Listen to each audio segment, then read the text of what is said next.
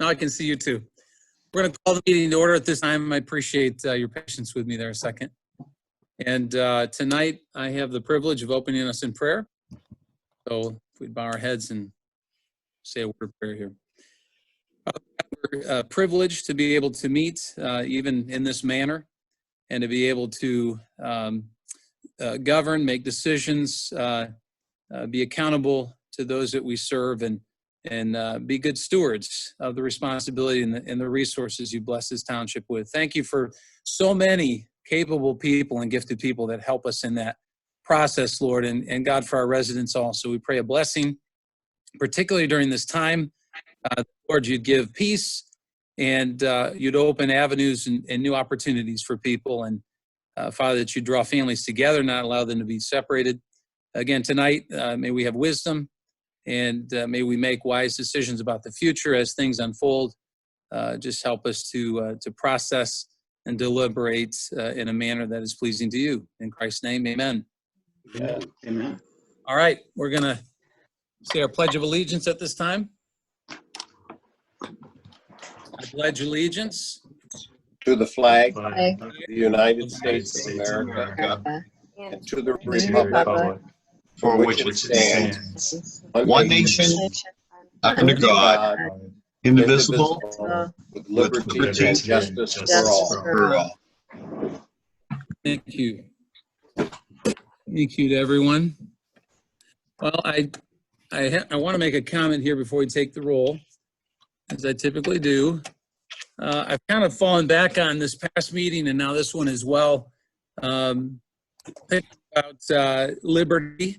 Obviously, those words I spoke the last time, there's a balance between liberty and protection and safety, and trying to strike that balance. But a couple of just bedrock statements that I think we may have heard when we were in school were the following. Thomas Jefferson said, "The price of freedom is eternal vigilance."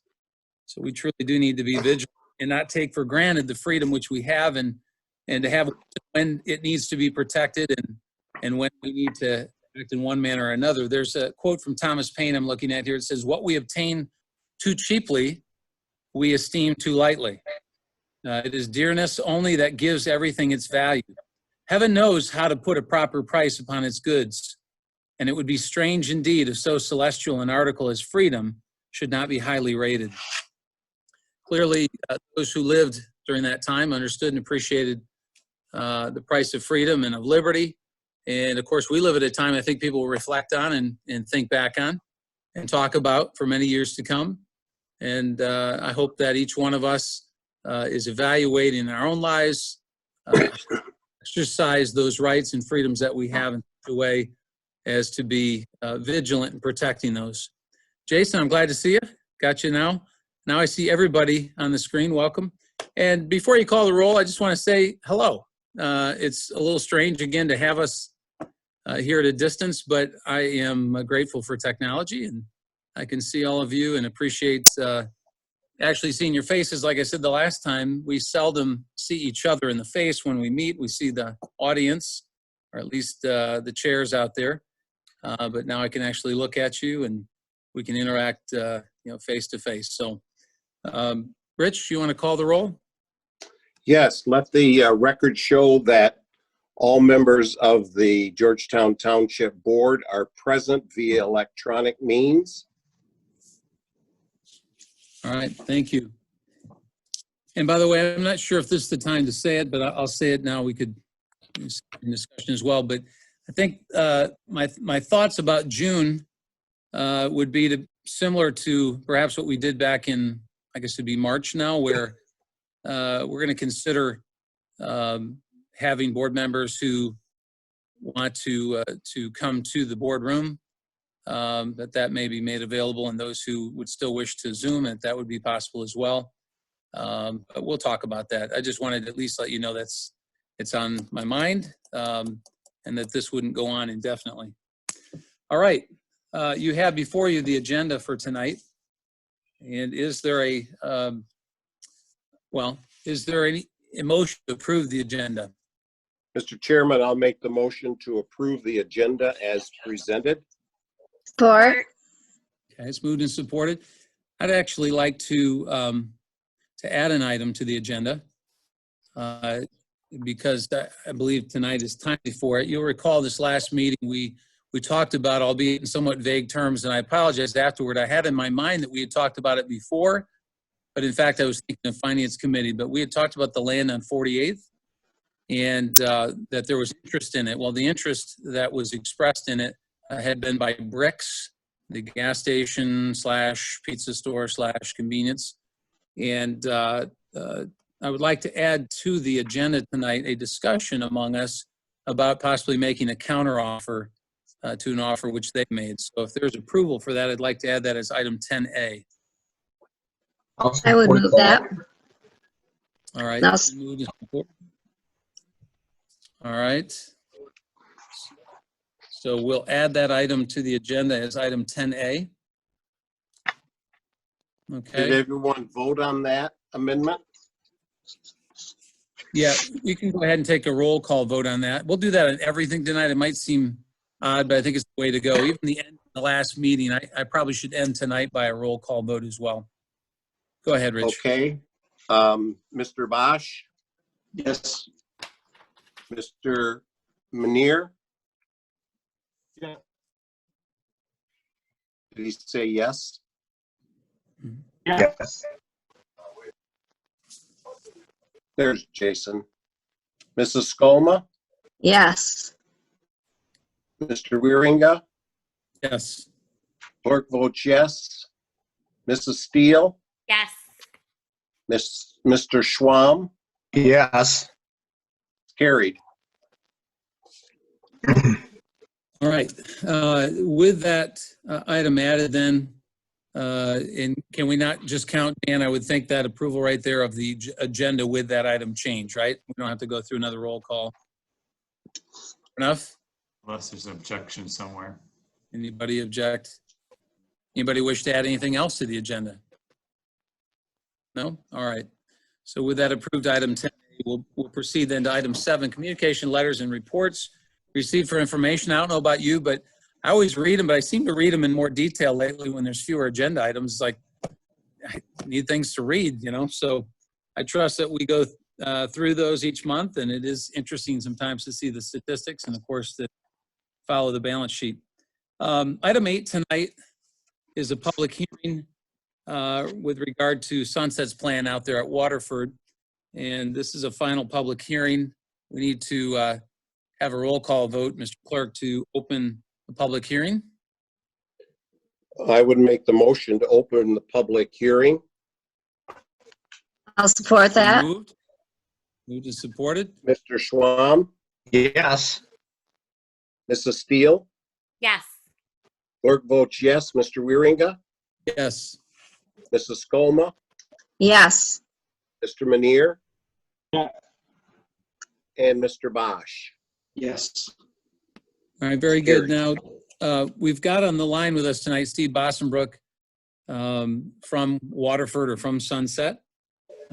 If there's anyone in the public who wishes to address the board, as well as just for the board's sake, if you wish to have Steve give input along this process, you're welcome to do so. But Dan, do we have anyone online with us tonight from the public? There is no one else other than Steve that joined us at this point, so Okay, I think the public hearing will be closed. okay. Steve, do you wish to ask yourself a question? All right. Hearing none from Steve. Steve, now you've unmuted. Now you've muted again. You're welcome to say something if you wish, Steve. We're appreciative that you joined us. But otherwise, we'll look for a motion to close this public hearing. Move to close the public hearing. Support. All right. Would you take the roll, please? Mr. Schwam, Yes. Mrs. Steele, Yes. clerk votes yes. Mr. Wieringa, Yes. Mrs. Skolma, Yes. Mr. Manier, Yeah. Mr. Bosch. Yes. Public hearing is closed. Okay, thank you. Now we're looking for a motion to proceed to approve the project plan. Is there such a motion tonight? I will move Mr. that. It's been Support. moved by Carol, supported, Yes. okay, by John. Just All right, want to be clear, Mhm. Mr. Chairman, just want to be clear that we're approving the project plan, but we're also approving an amendment to the project plan and the issuance of bonds by the Economic Development Corporation for Sunset Manor. Mm-hmm. Very good. Thank you for that clarification. Part of the EDC, I know that I've had a number of meetings on this, and I think it's the second, third time it's come before all of you. I think you've all looked at the plans and all. Are there points of discussion anybody wishes to have now? Any either concerns or points you'd like to emphasize before we take a vote? All right, hearing none. Clerk, would you like to call the roll? Mr. Bosch, Yes.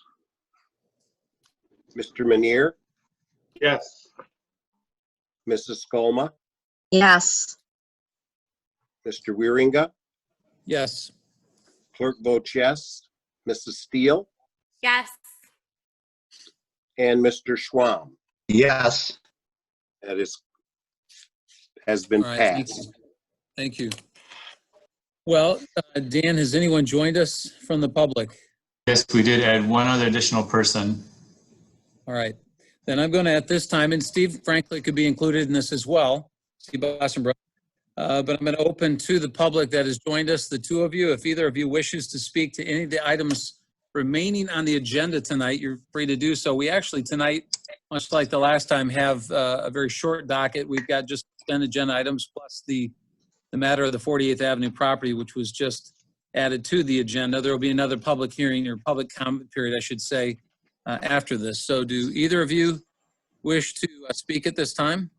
They should raise their hand, Mr. Supervisor, so we know. All right, use that button there that allows you to raise your hand, please.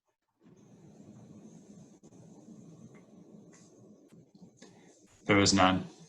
All right, thank you. We'll close the first public comment period. Number 10, consent agenda. Is there a motion to approve the consent agenda? So move, Mr. Chairman. Support. All right, supported by Becky. Any comments? All right, hearing none, would you take the roll call, please? Mr. Wieringa, Yes? Mrs. Skolma, Yes. Mr. Manier, Yes. Mr. Bosch, Yes. Mr. Schwam, Yes. Mrs. Steele. Votes yes, that's carried. Thank you. All right, item 10A, this is the item that was added at my request. You recall last time at our last meeting, we talked about the property on 48th Avenue, which was next to the ice arena.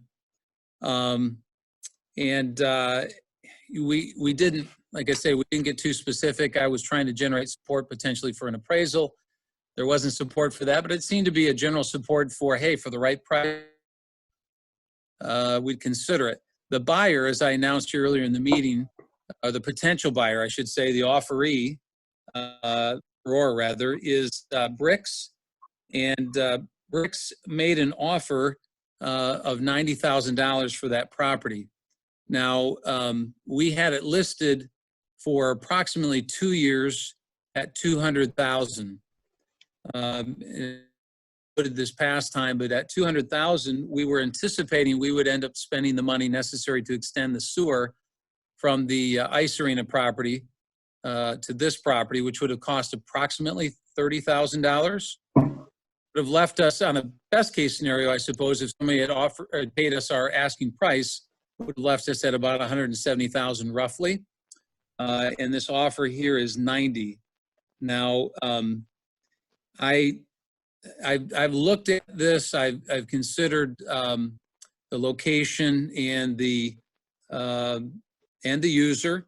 I think just in general, the value based on that in 2 years we didn't generate an offer that would have netted 170. Now that we don't have to incur the 30, I'd like to ask for support for the idea of countering their offer with a firm counteroffer at $150,000. and stand pat at that if there's majority support on the board. Obviously, I haven't put a motion before you yet, but I'd like to know if there's even by way of discussion and interest in considering that. I would definitely support that. I think bricks has been such an asset to our community, and I really would hate to see them go somewhere else. And I think 150 sounds like a good counter. I would agree with that. I'd be I'm comfortable with that. comfortable with that as well. Okay. Jim, Yeah. you said that when it was listed, and I believe that was in 2015, for 200,000, that included sewer. That included sewer, yeah. I didn't see that on the listing, the actual listing by Colliers on the flyer. Yeah. It is on there? No, it's not on the listing, but it was an understood fact that we would bear. Because I would think something like that would have been listed on the flyer. Excuse me, I heard both of you talking. Go ahead. Colliers marketed it as we're available when they marketed, but we didn't have any offers, so I mean, it wasn't really an issue at that point. Anything, at least nothing legitimate in that neighborhood. We had some interest much lower, but nothing in that neighborhood. Can we clarify with regard to this whole sewer discussion, because that now has created another topic that we need to consider. If we make the motion and it's passed to counter for 150, does that include the sewer hookup, or does that mean that the person, the company that buys the property now is responsible? Means that the buyer would be responsible for that expense.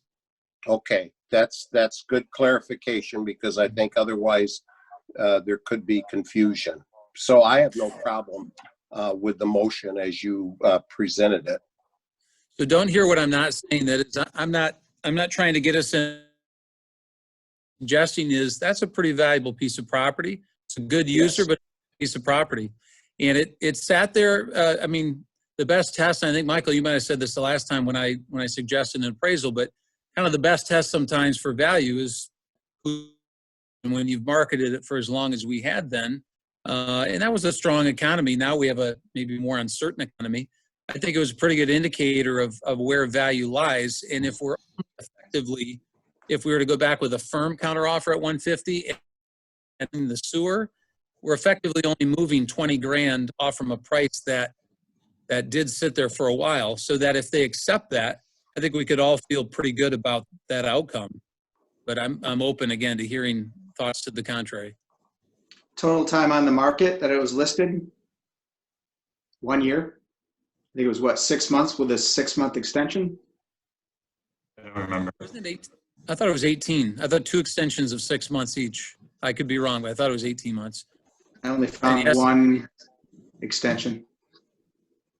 Also, I'm that sorry. it's the property, I guess, is, I would consider it more valuable too, just because of the apartments that went in behind it now. A lot of apartments. So happening out there. So I guess another one of my questions would be, what did we pay for the property? I think it was in 2006. We bought 2 different parcels. We took down an old garage, and we took a house many years later. So I don't know the exact numbers at this point. Because I'd be interested to find out what we have into it for starters. Because if we bought it for 150, and then we spent, how much was the demolition? I would estimate, usually typically when a house is demoed on properties that the township has bought, seems like it's around 15, 20,000.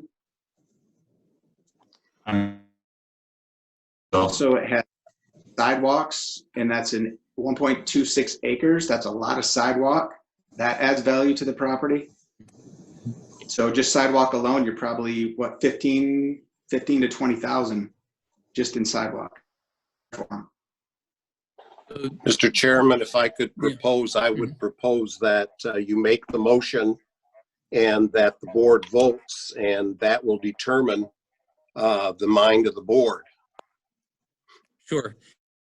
I think to your questions, Michael, I think it's obviously those are prudent questions. They go to the question of basis to me, and basis doesn't determine value. It might speak to perhaps potentially overpaying, if indeed that were the case, which we don't know the numbers, but it could speak potentially to overpaying back then. But I think what I'm trying to look at now is, rather than backward look toward the basis, would be what is the value? And I think it's been marketed sufficiently, and the only offer we haven't received on it, being at 90, I think is an aggressive counteroffer. So, but that being said, I understand that you may wish to do further inquiry, but there sounds to be a lot of support. I'm gonna propose a motion then to authorize Dan to make a firm counteroffer at 150,000 with, I'll say, with standard terms or terms similar to what is in the offer. I know the offer used one of those pre-printed type forms with, I'd say if it's along the lines of the standard terms, typical terms, that we try to track with that, but that the price be at 150,000. And if there's a second for that. I'll support that. Okay. And just for clarification, Jim, the standard terms would include the buyer paying the sewer costs, yes?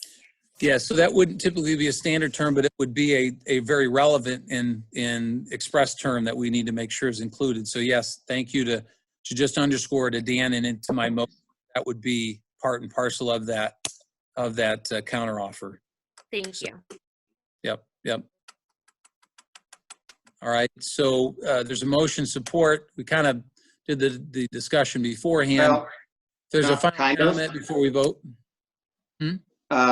My other questions would be, who are we paying the listing? Is there a fee we pay a real estate agent? Are they bringing a buyer's agent? It would include a listing agent that's listed in the offer that we received. Yes, that's why it's similar to the terms. And I think was it 3%, Dan, if I'm not mistaken, or? I can look a moment. Okay. So 150 minus 3%. 4,500. Are we gonna pay our attorney like we've done when we've sold property in the past, where we're gonna look at another $5,000 for attorney fees? If I may speak to that and not take too much umbrage, if he's going to charge that much, hire me, because we would rarely exceed $1,000 to help with something like this. But I'm just looking at previous properties that we've sold where we've paid a significant amount to the attorneys. How much did we pay just to the attorney for the Veterans Plaza property? That was pretty significant. If I may, that was a little more complicated. I know Dan's still looking, Rich, which is why I'm The holding fee on. is 6%. Oh, it is a full 6. Oh, Okay. it's 6%. Oh, that's even more. Yeah. So the buyer's agent is requesting 6%? Yes. Colliers Okay.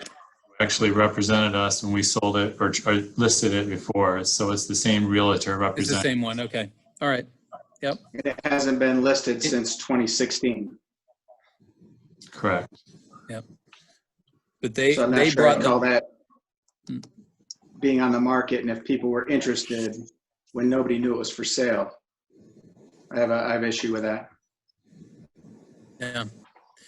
Well, I mean, certainly if Dan thinks he could broker a half commission, I wouldn't begrudge him that, but I don't think I would make the purchase price dependent upon that or the counteroffer. I mean, it is part of a transaction. It's not atypical.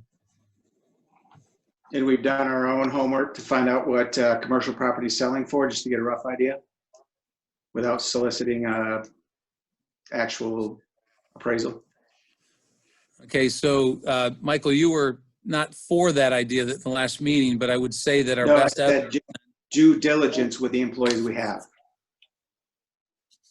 due diligence among our employees. Yeah, like an employee would just search to see what else is out there just to get a ballpark.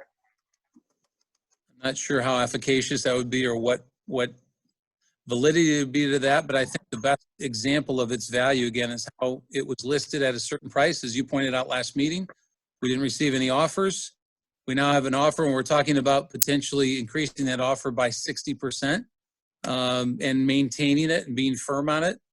I think that's a good, offer. It's a good counteroffer. That's my opinion. If the rest of you still feel that way, I suppose when he calls the roll call, we'll see. So, Rich, if you're ready to call that roll.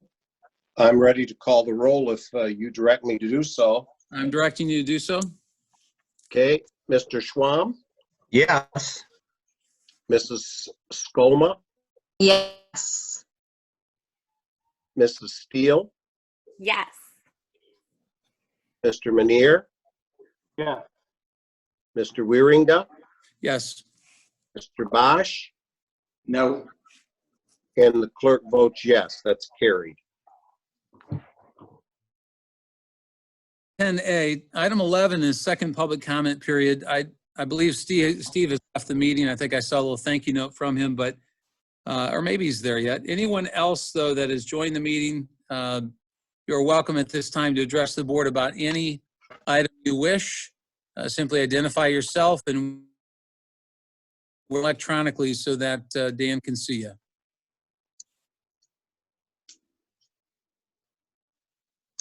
No one. All right, no one? People still. We still have 2 people. All right, very good. Discuss general information. I'm sure that a number of you maybe have brought some items tonight. It is good to see you all.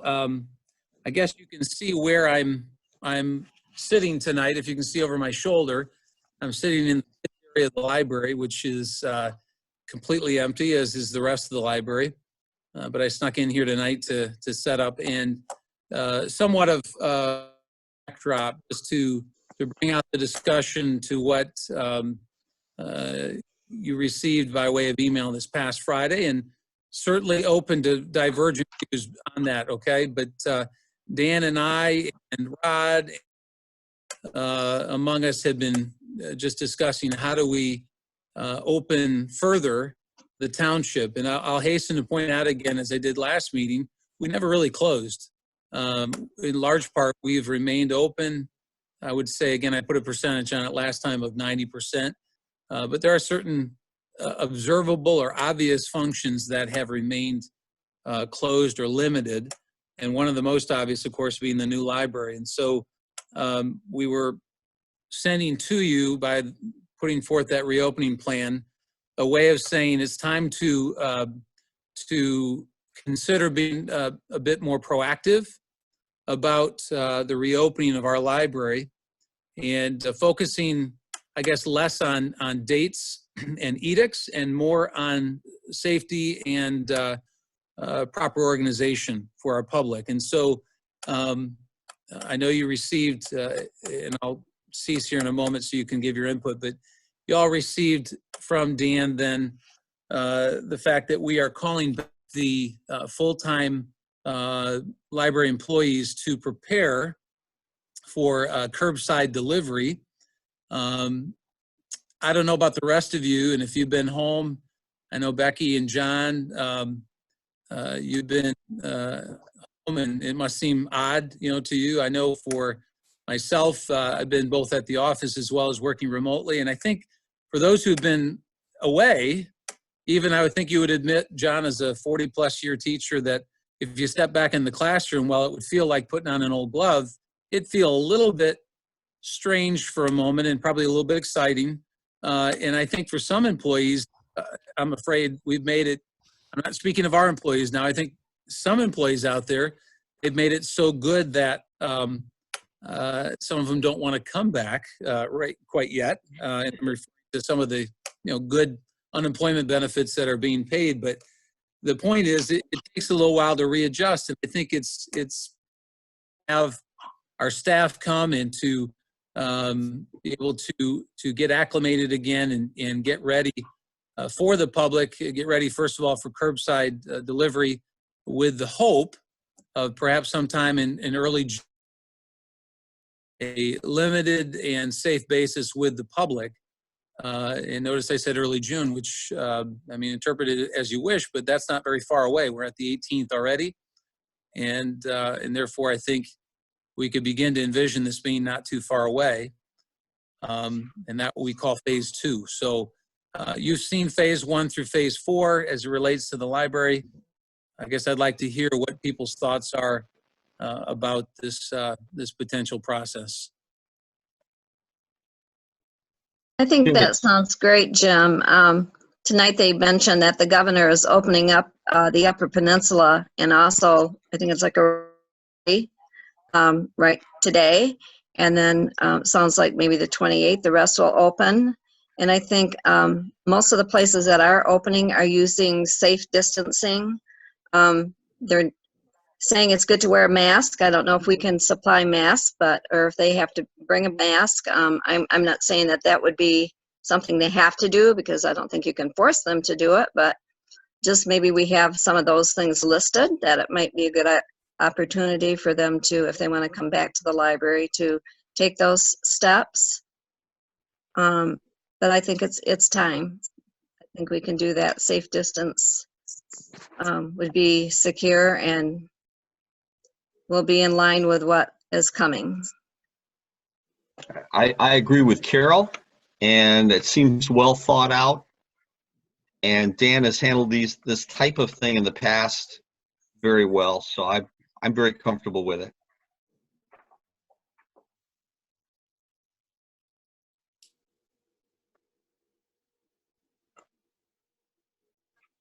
Okay, anyone, any concerns, anyone? Any particular points of the phases that you didn't agree with, or that you wish to add to or clarify or approve, or otherwise this is the path we're on, and I suspect because we probably won't meet again for a couple, 3 weeks here, that you know, these things will be well in motion. So Yeah, I think it's a good path to be on. Looking at all the different phases, they look good to me. I have no negative reactions to it at all. Is Rob comfortable with it on behalf of his staff? Rob was, you know, with our input, Rob actually put the list together that we sent you. We've talked about it and how it looked, and I had him put that together. So every staff member is at a different level of comfort. Yep. And that's part of what Jim was alluding to there. We kind of want to bring a few back and start the curbside and basically improve that level of comfort. Awesome. Ease people back in. I think that that's great. I just wouldn't want to push faster than what Rob felt was responsible, because I respect his leadership of that facility. But if he is comfortable with it, I absolutely am too. I don't think Rob would have been comfortable staying open the whole time with the curbside. Yeah, I think he would have been comfortable. So he likes to keep materials in people's hands, and that's what I love about him. Right. Yeah. So. Okay. Perfect.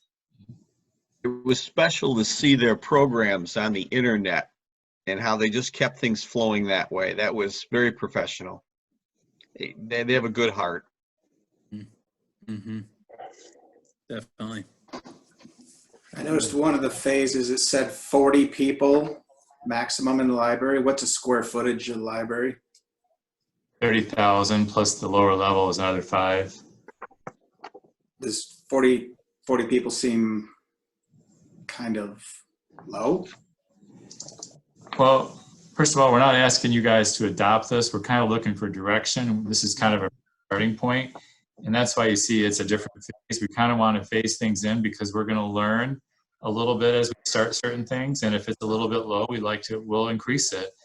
And, you know, we don't want to go 90 and then, okay, it's too many and we got to go back. So we're hoping it's low, and that's why you see it the beginning phase as opposed to the ending phases. But, you know, we've kind of developed it in kind of how we first opened the door. And, you know, we're not to expect, and we don't want a whole bunch of people coming at the same time. So we're just trying to figure out a way to get it back started again, and, you know, kind of an easy way. So the 40 isn't a magic number. It's kind of how do we know how many will be there? So, I mean, Right. So hopefully in a few days we can increase it to 50 if it's not an issue, or 100 or whatever the number is. But we needed a place to start. Yeah, I think we'll see a big rush at first. Then I think it'll kind of slow back down and get to the normal amount, which is probably not too far off from that. Oh, come on, Michael. Hey, I checked the numbers. I love your backhanded comments. There's a gate right at the entrance that keeps track of how many people go in. I Sure. look at that. Well, and you're sitting there with your clicker too, so one way or another we can we can compare those tallies. But no, I don't think your point's a bad one, Michael. I think 40 seems fairly low, but I guess Rob and Dan should probably look at that, and as you say, maintain some flexibility to move that number up if it's just too few for too large a space. But I trust you'll make those judgments. I don't disagree, Michael. 40 does seem a little bit low. I think that if the 40 that show up are all families with, like, moms with small children, I think that 40 is a lot. But if it's an even spread of people that are going to go upstairs and people that are going to go downstairs, then 40 can be low. So I appreciate us starting with a conservative number and having the flexibility to increase if necessary. I would agree with that. Okay. Well, good. All right. If there's no other comments on the library phases, I guess I had one I wanted to throw out Rich's way. Rich, could you just comment for us on the vote? I know that it took place here not long ago here in early May, and I guess I'd like to know, I heard it went well, but I'd like to have a report from you as the vote. Well, obviously, that was all done by absentee, although the option was given that individuals could go to a designated polling place if they wanted to vote in person, and that option was given to them. I think we had, I can't remember the exact number of people that came to vote, but it was very minimal compared to the number of people that voted absentee, and there was a larger percentage of absentee voters for this school election than a normal school election. And I would say that that's probably due to the fact that people could vote absentee, and they were all the registered voters were sent an absentee vote ballot application, and so they could apply and have an absentee ballot sent to them. And so I think it went well.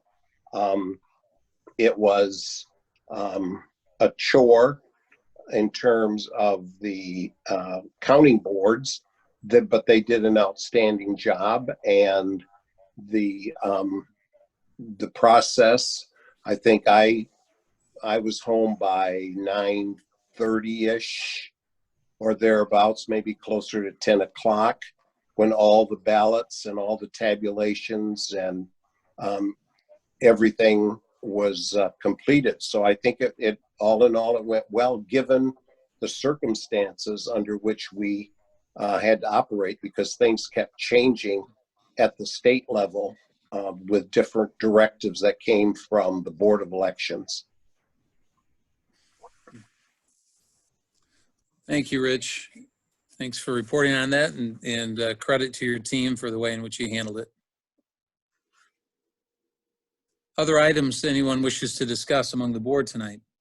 I just wanted to make a reference to a couple of additional topics that Dan had shared in his communique. And I have no problem with the splash pads, the normal schedule to be open Friday afternoon, May 22. I'm fine with that.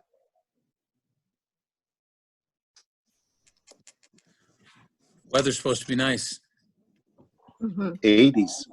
I'm fine with it too. I think that as we advertise it on Facebook or our website or whatever, though, as we affirm for the public that we are going to open, I think that one sentence that reads something like, please continue to be mindful of social distancing and appropriate hand washing would be a good addition, but I am excited and happy that splash pads are going to open too.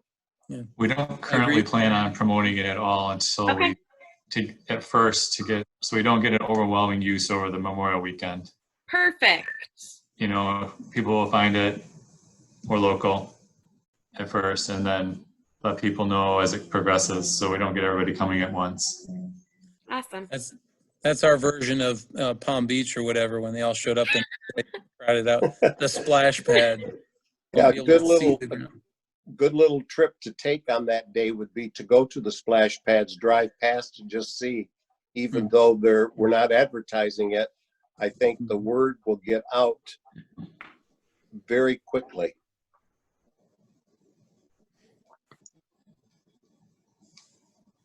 Yeah, I'm all for opening it. I think it's a great idea. I don't think we need to be telling people how to use common sense. I think people have figured that out now. But my concern that once I started thinking about it was and I checked around to see who else is opening theirs. Hudsonville isn't, Wyoming isn't, Grand Rapids isn't. My fear was, are we going to become, Georgetown has their splash pad. Let's drive from Kentwood, Wyoming for someplace and something to do. It is the Could we risk. do, could we do, so do we have an attendant, will we have an attendant at 8th Avenue Park? Don't we usually open that same time? Yes. So we will have an attendant, and it's just on the weekends till summertime? Right. Well, school is out now, so we'll have it the weekends, and then we'll go by weather after that. I'm almost wondering if we can kind of do a residents only at Maplewood. Maplewood is not a place because people can enter from so many locations that it's easy to do that. I suppose we could do it right at the fence for the. Right, that's what I'm talking, right when they come in cars. Locals will ride their bikes, so we're not going to see people That's from something Kent. the board would like to see us do. We can try to do it. It'll be a little challenging to hire the staff yet by this Friday, but we can try to do it. So the question really, I think, Michael, you raised that point. I'm also a little concerned about being overrun, but I was hopeful, maybe by not advertising it, that the likelihood of by this weekend there being people from surrounding communities that would hear about it would seem relatively low, but I don't know who talks about it. I don't think anyone outside of this circle and those who watch this online probably will be attuned to that by this weekend, but I mean, what do y'all think? Yeah. I don't think it's an issue. I don't think it's an issue. Let Dan take a look at the situation. If all of a sudden there seems to be a problem, address it. Otherwise, I think we're fine. I think those other communities, Michael, to your point, when the 28th passes, which would be the following weekend, I suspect that they will open. So we may only have a 1 week jump. And if it's not advertised, I expect that we'll be okay. But I mean, I understand your concern. It is a Right. legitimate And concern. I'm all for it. Our numbers are way down. I think it's like 3%, 4% of the average of 15,000 tests per day. So, I mean, it's been flattened. It's not a real issue. Jenison, I think there's 32 cases. Hudsonville, 64. So it's not bad. But I'm just afraid as people come rolling in, that's when it's going to open it up. And I guess there's no reason we couldn't put a sign out front that just says Georgetown residents only. Leave it at the honor system. It's up to the board if they want us to do it. Mm-hmm. Mm-hmm. Are you And then suggesting I that? was going to say my other concern would be communicating to the public, because I know there's some snitches out there that call the police if they see more than a few kids together in a park. So to let them know that, hey, the park is open, so, and the splash pad's open, so we don't bother the sheriff's department with a bunch of calls. They will anyway. Karen calls. You will anyway.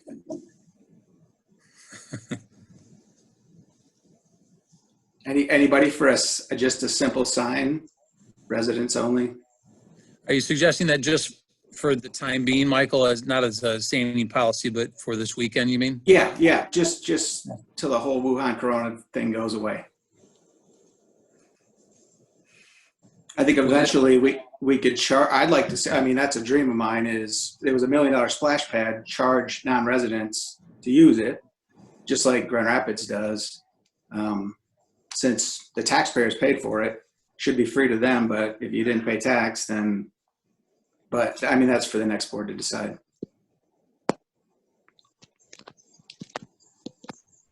Well, anyone wish to have a temporary sign up for this weekend?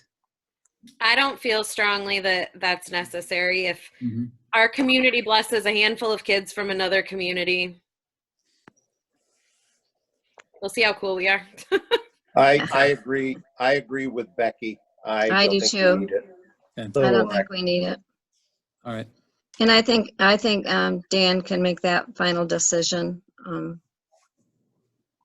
If it looks like it's getting too crowded, leave it up to them. Additional topics anyone wishes to discuss tonight? Yeah, I'd just like to bring up that we usually plan a memorial service at the cemetery for the veterans. And of course, this year we weren't able to do that. We had it all planned and all put together. But because of the COVID-19 and with the Jenison High School band being involved in the Boy Scouts, we've decided, to cancel that. But just would like to say thank you to all the veterans and all our service people again. Just remind them that we do honor them, and just to remember to say thank you to a vet on Memorial Day. Very nice. Mm-hmm.